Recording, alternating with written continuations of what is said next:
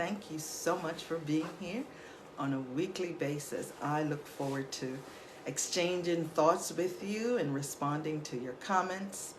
Thank you for those of you who are helping me grow my YouTube channel, going there and subscribing and sharing. Thank you all so much for that. And if you haven't yet done so, go right over and do that. Today we're continuing the conversation around good afternoon, good morning. Thank you for the thumbs up. It is so important that you're here. Hi, Daenerys. We're continuing the conversation on divorce, right? We have to divorce so many things, and coming down to the end of it, but I have a few more. And today I want to encourage you to divorce perfectionism, right? So many people get in their own way because that thing that they want, that thing that they're working on, that thing that they're talented and gifted to do, they refuse to share it. They refuse to put it out there, whether it's on social media or showing anyone, because it's just not perfect. It's not right. Here's the thing that I want to say to you.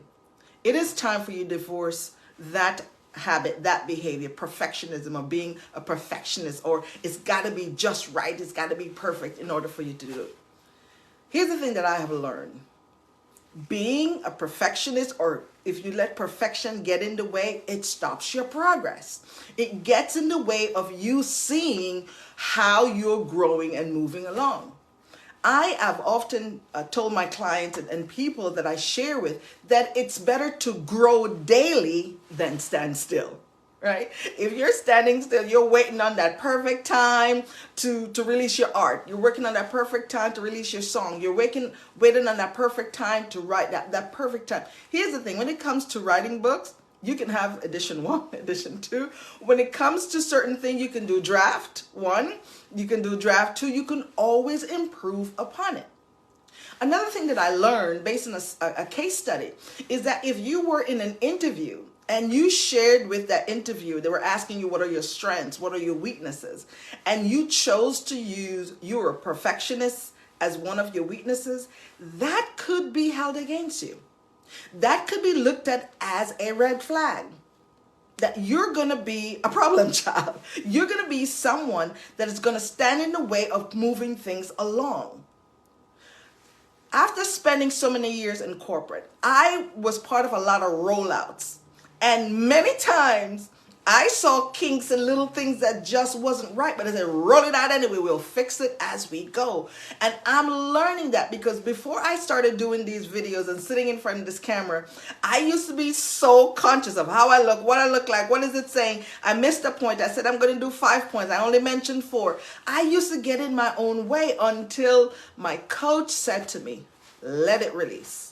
Because the message of what you said, somebody can still get something in there. And if they notice that you didn't mention the 5th point, you said you had 5, you only mentioned 4. If they mention it, just engage with them in conversation and give them the 5th point then.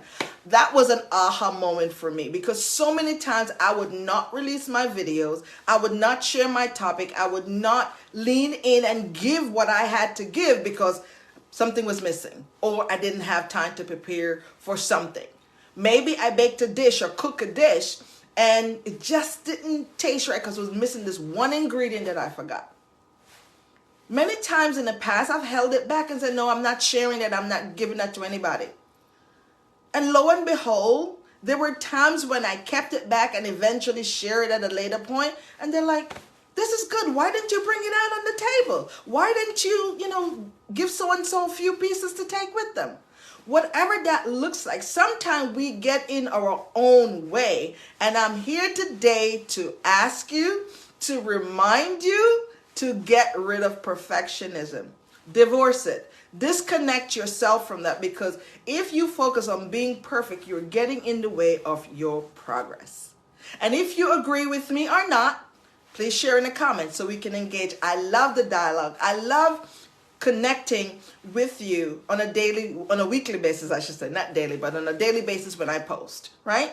Because if you have a gift or some gifts and you're waiting for perfection and you still haven't released it, you still haven't shared it, you haven't told anybody about your good storytelling. Maybe you can make jokes and you're good at it, but you're still holding on to it. You're not sharing that with anybody. How will you ever know if you're good at it?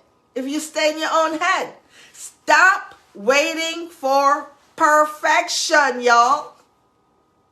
Yes, it is so critical. Tamika, thank you. This is no, there is no such thing as perfection. So right. I believe that there is no such thing as perfection, because to me, anything that's made with hands, you can improve upon it. There's always another addition, another version, another idea.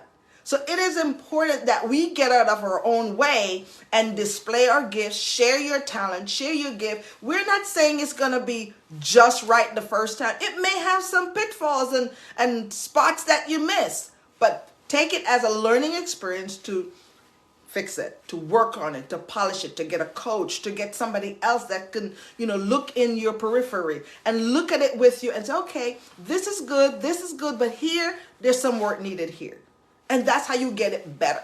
For many times, as I think about my past, I used to get in my own way a lot, because even sharing my own story, my journey, things I've been through, I'm like, no, what are people going to think of me? You want people to think well of you. You want people to think good of your work, who you are, what you do, and that's fine. But here's the thing that I've learned. Everything that you share, there's a message in it for somebody. Let that marinate for a minute. And the person who needs it most is going to get it.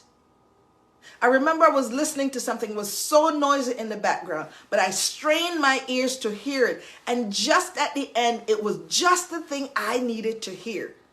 And I'm so glad that that person posted it, even though it was noisy, even though it was hard to hear. If you really want something, you're going to do the work, you're going to lean in, you're going to be patient, you're going to press pause, you're going to repeat until you get that thing out of it.